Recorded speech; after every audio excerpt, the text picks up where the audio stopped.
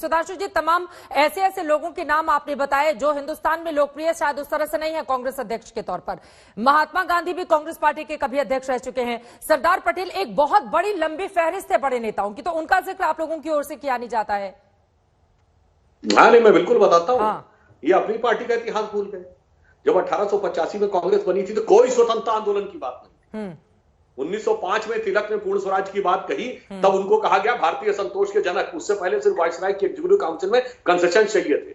और मैं अखिलेश जी को बता देना चाहता हूं, पूर्ण स्वराज का प्रस्ताव कब पारित हुआ कांग्रेस में? 26 जनवरी 1930 लाहौर कांग्रेस अधिवेशन, जिसको रावी के तट पर शपथ कहते हैं। इसीलिए 26 जनवरी को आप लोगों ने गणतंत्र दिवस मनाया जाता है, क्योंकि 26 जनवरी 1930 को। तो 1930 से पहले आप कोई स्वतंत्रता आंदोलन नहीं लड़ रहे थे। ठीक है, कोई स्वराज्य का आंदोलन नहीं था। अंग्रेजों के अधीन केवल कंसेशन की बात थी। हाँ। ये तो एक ऐतिहासिक रूप से प्रूवन फैक्ट है। इसीलिए मैंने चार ऐसे अध्यक्ष बताए जो ब्रिटिश सरकार के सेक्रेटरी थे, जो क्राउन के अंडर में काम करते थे, और ये बात कह रहे हैं कि साहब हमारे ऊपर आरोप लगा रहे हैं। भाई क्या बात करते हैं? मैं तो आपसे कहना चाहता हूं। अब थोड़ा इतिहास से निकलकर वर्तमान में आ जाते हैं। मौजूदा दौर में किसानों का जो आंदोलन चल रहा है, जिसका 33वां 34वां दिन होने जा रहा है, क्या राहुल गांधी आकर उनके मसले को हैंडल करेंगे? किसी भी बात पर राहुल गांधी भ्रम फैला रहे हैं। राहुल गांधी किसी भी बात पर, आपके तमाम मंत्री उतर जाते हैं राहुल गांधी के ट्वीट पर जवाब देने के लिए। मतलब ये क्या स्थिति है? अगर राहुल गांधी उनकी पार्टी की इतनी ही ज्यादा लोकप्रियता होती या वो लोगों के या किसानों के मन में भ्रम फैला देते तो 2019 के नतीजे ऐसे नहीं रहते। हर चीज के लिए राहुल गांधी या कांग्रेस पार्टी को दोष कब तक देते रहेंगे आप लोग? इसीलिए मैं, ये बात बिल्कुल आपने सही कहा। हाँ। हम सिर्फ इसलिए कह रहे हैं कि जो हमारा आरोप है कि तथ्यात्मक रूप से किसान भाई उन विषयों को समझे, और बहुत से लोगों ने समझा भी है, जिसमें कोई समस्या लोगों को नहीं आई है। परंतु कुछ लोग जो निहित स्वार्थ में भड़का रहे हैं, राहुल गांधी उसमें प्रमुख थे, आज वो पूरी तरीके से एक्सपोज हो गए। अब यही एक उदाहरण देखिए, राजस्थान इनके द्वारा शासित राज्य है, दिल्ली के बगल में है। हम जिला पंचायत का चुनाव जीते। आज ही हम अरुणाचल प्रदेश में जिला पंचायतें 242 में से 187 जीते हैं, जो पूर्णतः ग्रामीण क्षेत्र की है। याद करिए, आप अपने पूरे टीवी में पुराना देख लीजिएगा, 15 दिन पहले ऐलान किए थे दिल्ली जयपुर हाईवे ब्लॉक कर देंगे। क्या ब्लॉक हो रहा है बताइए? राजस्थान का किसान क्यों नहीं? अगर ये उतना ही गलत है तो राजस्थान का किसान क्यों नहीं आंदोलित है? छत्तीसगढ़ का क्यों नहीं आंदोलित है? महाराष्ट्र में क्यों नहीं आंदोलित है? मैं विपक्ष शासित राज्यों की बात कर रहा हूं। तमिलनाडु में क्यों नहीं है? तेलंगाना में क्यों नहीं है? आंध्र में क्यों नहीं है?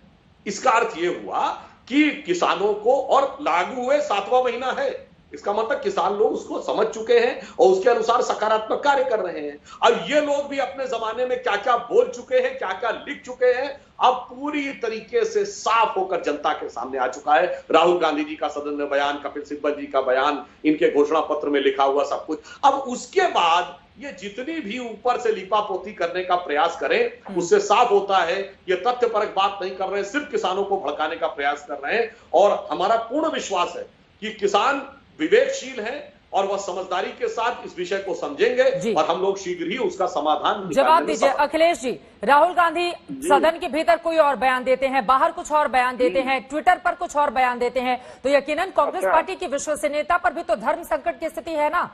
और आपसे ये सवाल बार बार पूछा जाएगा कि बीजेपी के आगे आप लोग कहां खड़े हैं? अगर मुख्य विपक्षी पार्टी है कांग्रेस पार्टी और वो लगातार दावे करती है कि बीजेपी की सरकार हटाकर वो खुद सरकार में आएगी, तो देखिए अभी मैं आंकड़े दे देती हूँ।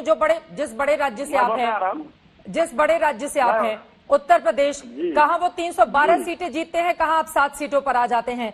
बिहार में कहां बीजेपी 74 सीटें जीती है, कहां कांग्रेस पार्टी 19 जीती है। महाराष्ट्र में बीजेपी 105 सीटें, सबसे बड़ी पार्टी बनती है, कांग्रेस पार्टी 44। बंगाल देखिए, 2019 लोकसभा चुनावों के आधार पर हम देखें, बीजेपी 18 जीतती है, आप लोग 2 सीटों पर। असम में 67 बीजेपी के विधायक है, जहां अभी चुनाव होना है, कांग्रेस पार्टी के 15। आप लोग कहीं दमखम से दिखाई नहीं देते। अमित शाह पश्चिम बंगाल जा रहे हैं, असम जा रहे हैं, दिल्ली में भी कितनी ताकत, भले ही उस तरह की बड़ी सफलता नहीं मिली थी, लेकिन हर जगह बीजेपी पूरी ताकत से लड़ती है। कांग्रेस पार्टी तो गायब नजर आती है। इवन वो अपने ही सहयोगियों का खेल खराब कर देती है। बिहार इसका उदाहरण है जी। अब हम पहले आपका ज्ञान ही दुरुस्त कर देते हैं। बिहार में बीजेपी, हाँ बिहार में बीजेपी बैसाखी पे, याद रखिएगा ध्यान से जरा, जो आप पता नहीं है आभा मंडल बीजेपी का।